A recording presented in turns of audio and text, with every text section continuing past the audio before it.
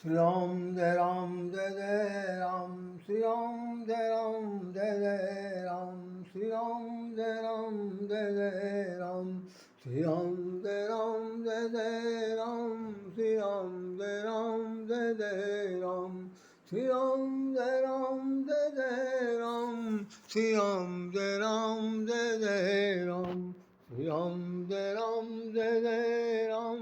श्री राम जय राम। बोलिए साहब रामचंद्र महाराज की जय। ज्योति पर्व, दीपावली पर्व, ये स्वतंत्र भारत को संहार काले कॉलम में के अंक में लखनऊ सोमवार 31 अक्टूबर 2005 को छपा था। देखिए आप, उसमें कहीं पर लिखा हुआ है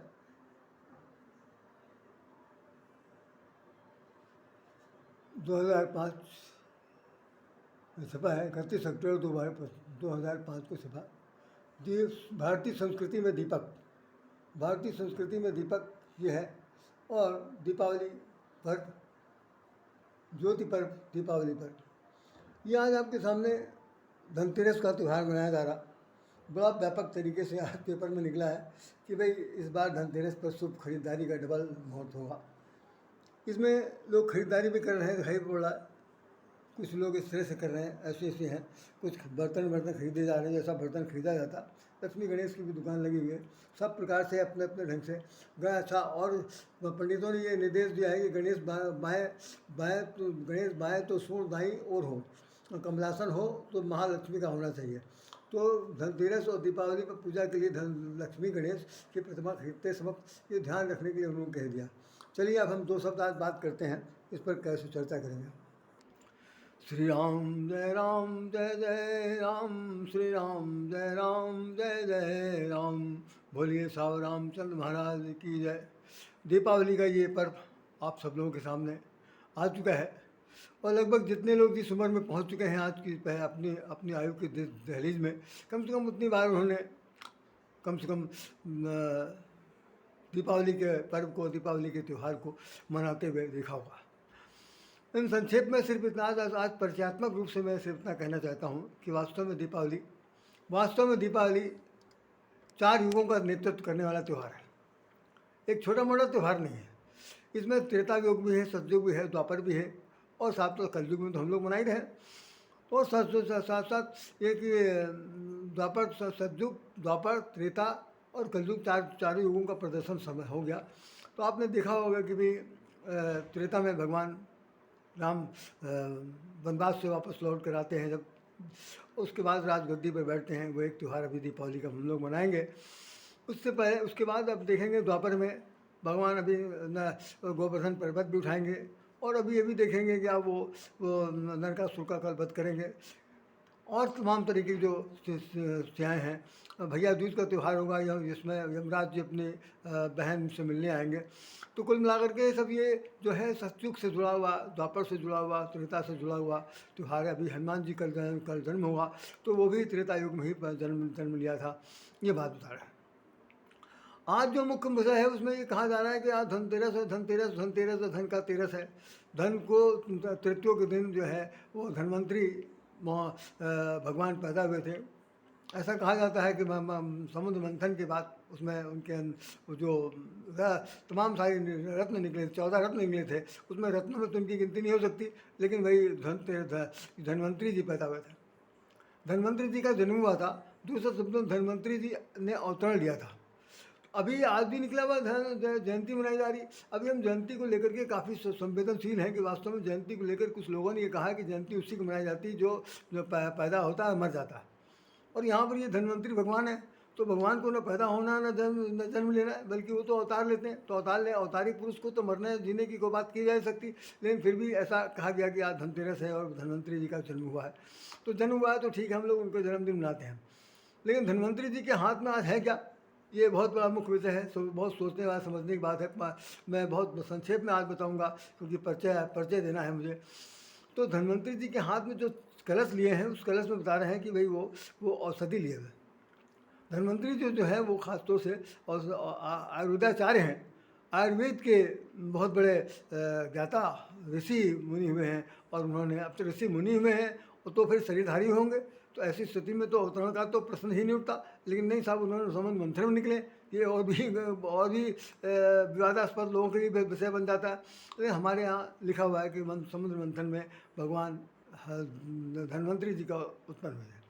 जहाँ तक धन इनके साथ जुड़ा हुआ है, धन सब तो इनके पास एक पैसा भी नहीं है हाथ में तो कलश लिए हुए, जैसा कि चित्र दिखाई पड़ा। धन धन धन के तो देवता कुबेर है, और कुबेर जो है वो क्या नाम, यक्ष परिवार से जुड़े हुए। राक्षस और यक्ष दोनों भाई थे, उनमें से यक्ष से जुड़े थे कुबेर। और ये धन्वंतरी जो है एक महान ऋषि हैं, महानतम परमात्मा है। और बता रहे हैं कि आज तो कुछ और ढंग से बता दिया गया, मतलब जितनी बातें हैं, जितनी ढपली है, उतने राग है, कि वो भगवान विष्णु के ही अवतार हैं और उसमें आए थे। अब एक तरफ तो ये होता है कि संबंध मंथन हो रहा है, उसके अंदर भगवान शामिल है। एक तरफ ये हो रहा है कि संबंध मंथन के बीच में भगवान जो है वो कच्छप बने हुए हैं। दूसरा एक में जो रस्सी की खींचातानी हो रही है, उसके बीच में सुर और असुर लगे हुए हैं। बहुत बड़ा चैप्टर है, हम इस पर कभी आपसे चर्चा करेंगे। आज का सिर्फ विषय संक्षेप में, बिल्कुल संक्षेप में विषय सिर्फ ये है कि हमारे जीवन में जितनी भी विसंगतियाँ आएंगी, चाहे वो शारीरिक आए, चाहे वो मानसिक आए, चाहे वो पारिवारिक आए, चाहे जिस तरह की समस्या है, अगर वो समस्या का निदान जो है वो बीमारी के रूप में हो जाता है, बीमारी का स्वरूप ले लेती है, तो उस बीमारी के निदान के लिए हमारे यहाँ एक शास्त्र बनाया गया जिसका नाम है आयुर्वेद शास्त्र।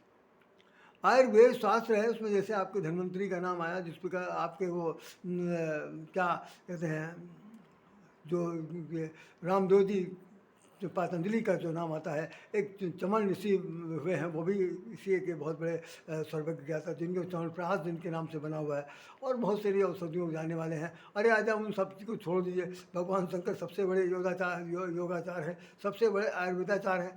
भगवान उनसे हनुमान जी से मिल लीजिए, वो तो सबसे बड़े वो भी इसके आचार हैं, क्योंकि हनुमान चालीसा अगर आपने पढ़ी हो तो उसमें लिखा हुआ कि राम रसायन तुम्हारे पास आ।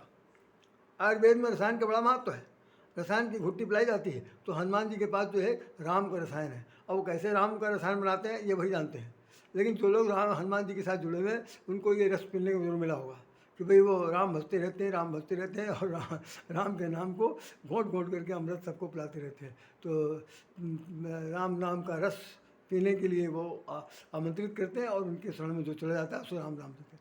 तो धन्वंतरी महोदय, धन्वंतरी महानतम ऋषि, धन्वंतरी देवता कि जो हमको जो वरदान के रूप में भाई इस सृष्टि में मिला है, सारे देवी देवताओं की तरफ से या भगवान की तरफ से, या सृष्टि के निर्माण के समय जिस वक्त ये हुआ है वो घटना घटी है, तो उसमें धन्वंतरी सब सारी औषधियों की जड़ बूटी लेकर आए थे, और उन्होंने ला करके सारे संसार में जड़ी बूटी दे दिया। उन जड़ी बूटियों को हम लोग खाते हैं, पीते हैं, जैसे भी करते हैं, लेकिन कई बार ऐसा हो जाता है कि जड़ी बूटी अपने किनारे रखी जाती है और आदमी जो है वो उसका उपयोग नहीं कर पाता।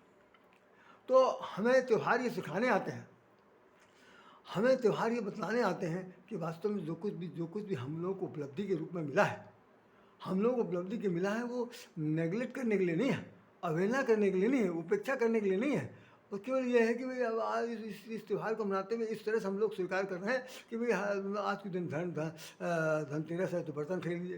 अब तो परंपरा हो गई झाड़ू खरीदने की। मैं तो उधर इसी 2-1 साल से देख रहा हूँ कि झाड़ू, मैं कह रहा हूँ कोई ऐसा व्यक्ति आज मुझे दिखाई नहीं पड़ा, कोई ऐसा व्यक्ति आज दिखाई नहीं पड़ा, स्त्री को दिखाई नहीं पड़ी जिसके हाथ में झाड़ू ना हो। सब लोग झाड़ू ले चले आ रहे हैं। अब झाड़ू का कहाँ उपयोग है, किस तरह उपयोग है, पूजा पाठ कैसे की जाती है, मुझे तो बिल्कुल नहीं पता, लेकिन झाड़ू मंगाते हैं, झाड़ू आज दिन खरीदा जाता है, वो झाड़ू सब लोग घर में ले आए। धन्वंतरी से इससे क्या लेना देना है? धनतेरस वालों को देखिए, अब इसमें खास तौर से सबसे ज़्यादा पौ 12 अगर किसी को हुई है तो उनकी हुई है, जो ज्वेलर्स हैं। उन लोगों के लिए आज बताते हैं कि टनों सोना चांदी बिक जाएगा, टनों सोना चांदी बिक जाएगा, और उसका जो श्रेय है वो पंडितों को जाता। ब्राह्मणों ने ऐसा वो 3 तिकड़म बनाया है कि एक अक्षय तृतीया में खूब खरीदारी होती, और फिर इसके बाद धनतेरस में तो खरीदारी होती। तो जिनके पास धन पैसा है, अभी पैसा कहाँ जाए, तो चलो भाई बहुमूल्य धातु को खरीद लिया, धातु खरीद कर घर के अंदर ले आ रहे हैं। वो सब क्या चीज़ है भाई? शरीर है नहीं तो धातु रख के क्या करेंगे? ना आँख नाक कान मुँह गाल सब कुछ इचका पिचका जा रहा है, सबकी स्थिति बिगड़ी चली जा रही है। उसके बाद ये धन दौलत लेकर के ये बहुमूल्य धातु में रख करके घर में धरोहर के रूप में इसकी उपयोगिता, अरबी उपयोगिता ये है कि जो धन्वंतरी आपको औषधि दे रहे हैं उसको ज़रा पूछे, उसका अध्ययन करिए, उसके बारे में सोचिए समझिए कि भाई उस धन का कैसे उपयोग किया जा सकता है। धनवंतरी है ना, और देखिए, और जिनके पास पैसा कम है, मध्यम श्रेणी के हैं, वो जा रहे हैं चम्मच खरीद के ला रहे हैं, कोई थाली लेके जा, कोई लोटा खरीद के ला रहा है, कोई अपने मन में किचन संबंधी उपयोगी चीज़ खरीद के ला रहे हैं। और सब छोड़िए, कुछ कुछ लोगों के पास, जिनके पास कुछ भी नहीं है, जो कुछ भी नहीं है, तो भगवान के लिए एक छोटी सी घंटी ले चले आ रहे हैं। मतलब आज खरीदना है, अगर आज नहीं खरीदेंगे तो सब कुछ बिगड़ जाएगा। तो ये खासतौर से ये हमारे जो ब्राह्मण देवता हैं, उन्होंने ये बड़ी भारी, हम अपने बचपन से लेकर के मैं समझता हूँ जवानी का बहुत उधार तक पार कर दिया, तब तक इस तरह की ये मुहूर्त नहीं निकलते थे। धनतेरस तो आता था, क्योंकि भाई हम भी तो जीवन के 70 वर्ष मना चुके हैं, 70-72 सब मना लिया। तो इतने बार हमारे सामने दीपावली आई, सब कुछ आई, देखा हुआ।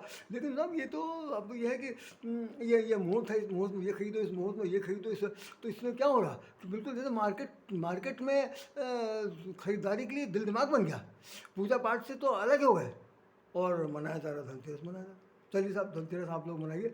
एक आज निकला है कि एक सज्जन ने लिखा है कि धनतेरस, ऐसा धन घर में आना चाहिए, ऐसे धन की उपयुक्ता होनी चाहिए, ऐसे धन की उपलब्धि होनी चाहिए जिसके अंदर कि सत्य का रस निकले।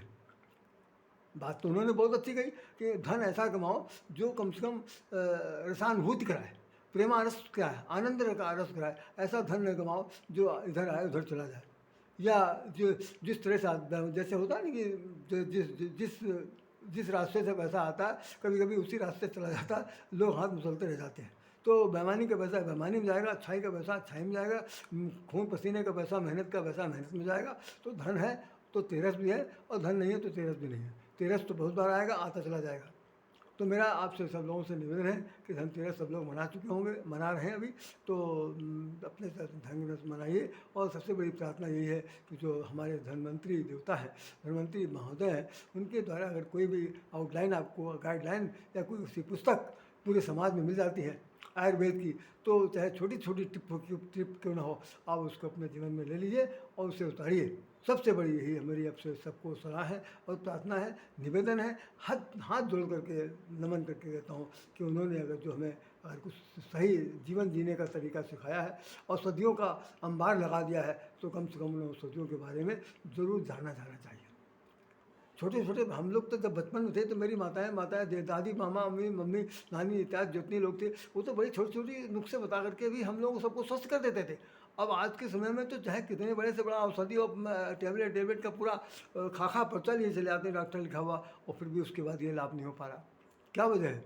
इसका मतलब यह है कि हमने धनवंतरी के बताए हुए किसी खास मार्ग पर नहीं चले।